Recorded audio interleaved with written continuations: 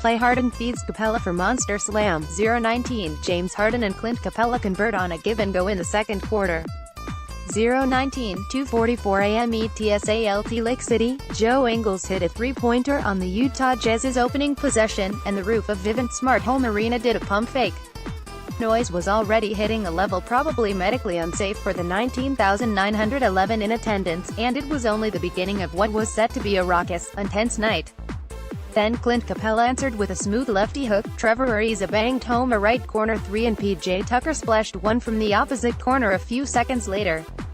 Quinn Snyder sprinted off the Utah's bench to call timeout, less than 90 seconds into the game. He could already see it coming. The crowd sat down in a collective murmur. The Jazz probably did, too. We needed to be kind of shaken a little bit, Snyder said. You could just tell there wasn't the urgency we needed. And that was reflected in those two shots. The timeout was, well, unsuccessful. It was an onslaught, full stop, with the Houston Rockets hitting the Jazz with wave after wave of runs in a 113-92 Game 3 win to take a 2-1 lead in their Western Conference semifinal series. Houston assisted on 9 of its first 13 buckets, and spread around a clinical 48 minutes, their largest lead hitting 38 points.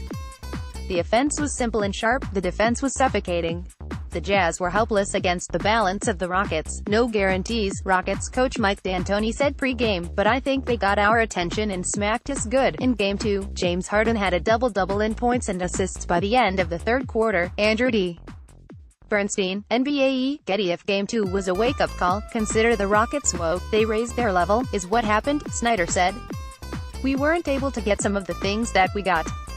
I think we maybe thought that it was a little easier than it was. There were a few brief signs of life in the first half, with the home crowd trying its hardest to put a jolt into the Jazz. A snappy 9-0 run keep by Royce O'Neal cut Houston's lead to 15-15.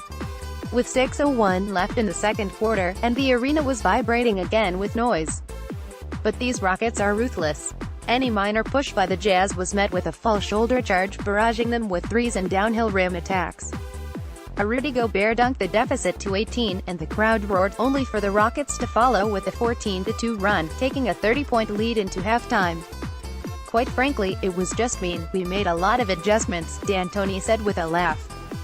We just adjusted our attitude, spirit and energy. Player Eric Gordon pushes the tempo and tacks on 2 more points as the Rockets take a huge lead early. What's strange, is there was really no standout for the Rockets. James Harden was standard, 25 points on 8 of 17 shooting, plus 12 assists and only 1 turnover. Chris Paul was fine, the 6th of July 15, 6 of 17 from the field, and while Eric Gordon had 25 off the bench on 8 of 13 field goals, it was more Capela's interior defensive dominance that made the most noticeable impact. Especially for Mitchell, who, on a night after the Sixers' Ben Simmons finished with 1 point, responded with 10 points on 4 of 16 shooting. It's overdue for Mitchell to have a rookie playoff game, as his excellence has been remarkable as he has shouldered more and more responsibility for Utah.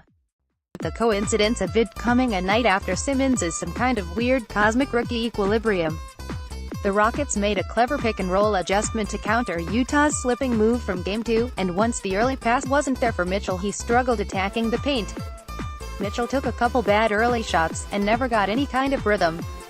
In his previous 2 games against the Rockets, he was shooting just 10 of 37. I gotta pass the ball, Mitchell said. Taking terrible shots. I made a few better passes in the second half, but just can't shoot terrible shots. That's what leads to their transition. I don't know how many shots I missed, but all the shots I missed were terrible shots. They weren't good looks and I can't do that. The Rockets dominated Game 1 with an early run, and made it a point of emphasis after the game about letting down their guard a bit to allow the Jazz some momentum. The Rockets had the look of complacency in Game 2, as the Jazz played with emotion, toughness and intensity. It's almost like they snuck up on Houston. Harden said it was a learning experience. There wasn't much fretting for the Rockets after Wednesday's game, with Harden and Paul walking out of their post-game podium media conference bumping shoulders and laughing. They looked wholly unconcerned, even with a trip ahead to Salt Lake City with a rabid crowd waiting. It set the stage for an interesting Game 3, with plenty of questions for the Rockets to answer. It didn't take long for them to do it.